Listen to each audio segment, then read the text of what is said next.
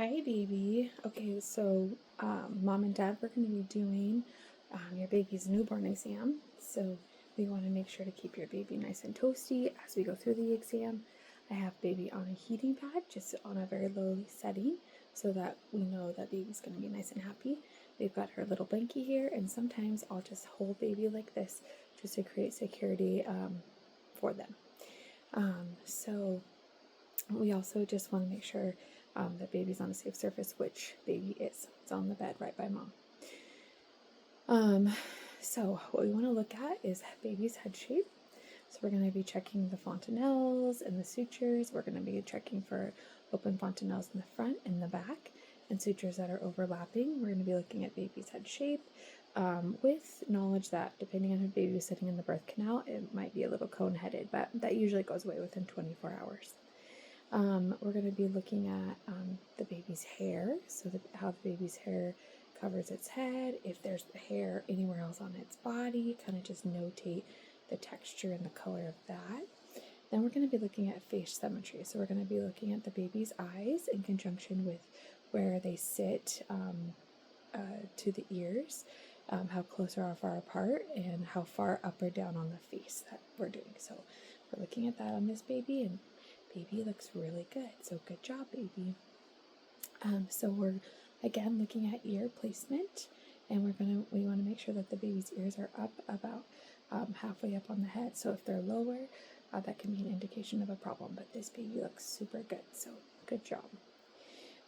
So we're going to be looking at the baby's nose next, and we're going to be looking at the openings of the nostrils and the baby's nose shape just to see how well the baby can breathe. And it looks like I can feel air, and the baby's breathing great and has open nostrils, so that's perfect. Then next we're going to be looking in the baby's mouth. I'm going to put my gloves on, and I'm going to just take my one little finger, and I'm going to be putting my finger in the baby's mouth. I'm going to be feeling the roof of the baby's mouth to make sure that it's closed, and we're going to be feeling if it's a rounded palate or a high palate.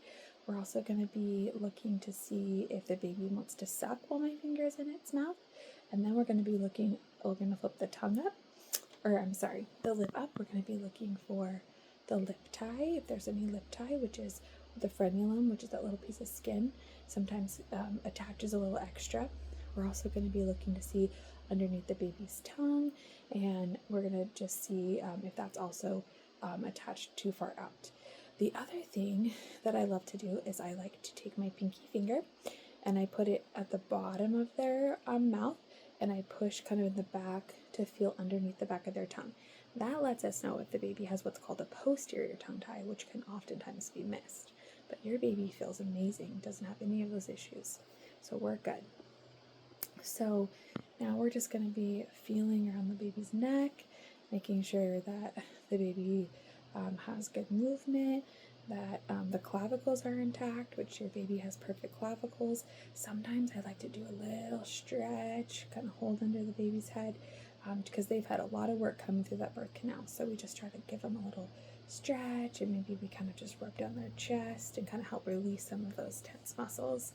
We're going to be looking at the chest and how it rises and falls as the baby breathes, and to make sure that it's a symmetrical rise and fall, which your baby is doing beautifully. It does a really good job, so good job, baby. Then we're going to listen. So I'm going to have my stethoscope in, and we're going to listen, and I'm going to listen through the different quadrants on the front of the baby, and then we'll flip the baby over and do the same. And so we're listening for different breath sounds on either side to make sure that they're equal. And so we're going to also turn the baby over, and we're going to listen kind of through their back and make sure that we don't hear any crackling or anything that would indicate respiratory distress. But your baby is very clear and has wonderful breath sounds. I'm also going to be taking the respiratory rate, and your baby's right at 42. So that is just perfect. So good job, baby. So the next thing we're going to do is we're going to listen to your baby's heart. And I like to, when I listen to the heart and the lungs, I like to take some time, probably 4 or 5 minutes, and just really, really listen. And so we're going to do that and just really get a good feel for how the baby's doing and the sounds. what we're listening for when we listen to the heart is we're listening for a regular heartbeat, and a beat that stays within that 110 to 160 heart rate range. And so your baby has a beautiful regular rate and rhythm of about 135. So that's amazing. So good job, baby. You're doing so good. So now we're going to be looking at the arms. We're going to just be kind of gently palpating the arms. We're going to be looking at the fingers. We're going to be assessing the grasp. So this is called the palmar, and the baby will grip my hand. And that's just perfect. Baby did exactly. We're going to be looking at the creases, if they're single or double, to check for Down syndrome. Then we're going to see if the baby has tonic tone or reflex. So when I pull here, does the baby try to pull back? And your baby does wonderful. And then we're going to do the Moro reflex or the startle reflex. So if you kind of pull up and you just gently let the arms go, and the baby kind of goes like this, and your baby's perfect. That's exactly what we want. So now we're just going to be looking at the skin on the belly and the chest, making sure that the color is great down the central line, that the umbilical stump looks clean. There's 3 vessels, which is perfect. We're going to palpate the abdomen, and there's no lumps or bumps or holes, so that's perfect. Then we're going to come down, and we're going to press in between the thighs and the genitalia, and we're going to be feeling for the femoral pulses, which your baby has beautifully. So that's awesome. Good job, baby. Then we're going to palpate the liver and the spleen. So we want to find the ribs and go right underneath the ribs, kind of palpate over just to see where it's sitting and if it's enlarged. And then we're going to listen for bowel sounds. And so we're going to be listening for like gurgling in the belly. And so your baby has great bowel sounds. So then our next step is to look at the genitalia. And so we look at the labia majora and minora and just see how large or small they are, and notate that.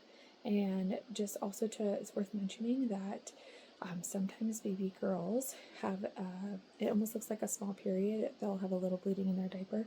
That's completely normal. It's just from hormones from you that they've gotten, and that it won't continue. It'll do it a few times and then it'll kind of dissipate. If it was a male baby, we'd look at the penis shape. We would look to make sure that the testicles are descended and that there's no herniations anywhere on either side. So then we're going to look at leg symmetry. We're going to pull the legs straight. We're going to see if the creases in the legs are equal. And we're going to look at the bottom of the baby's feet, make sure that their creases are equal in their feet. We're going to press in and expect the toes to curl, and we'll swipe up and expect the toes to flare. And so those are all reflexes that we really want to see. So those are called the plantar reflexes, which is the push in, and the Babinski, which is when the toes splay out. Then we're going to flip the baby over really, really gently, and we're going to get the baby to kind of lay comfortably. We're going to palpate the spine to make sure that the spine is really nice and straight. We're going to look above the crease in the buttocks just to make sure that there's no major dimples or open areas. We're going to be looking that they can go poop, that it looks like their anus is patent, is what it's called. And then we're going to look for, we're going to kind of press up on their feet and see if they'll kind of crawl forward for us. And then the other thing we're going to do is we're going to hold the baby up and put their feet on the bed. And a lot of times babies will start to walk almost like they're trying to go somewhere. And your baby does that perfect. So as far as I can tell, your baby is in just perfect condition and perfect health. So great job. Thank you, baby. You did a good job.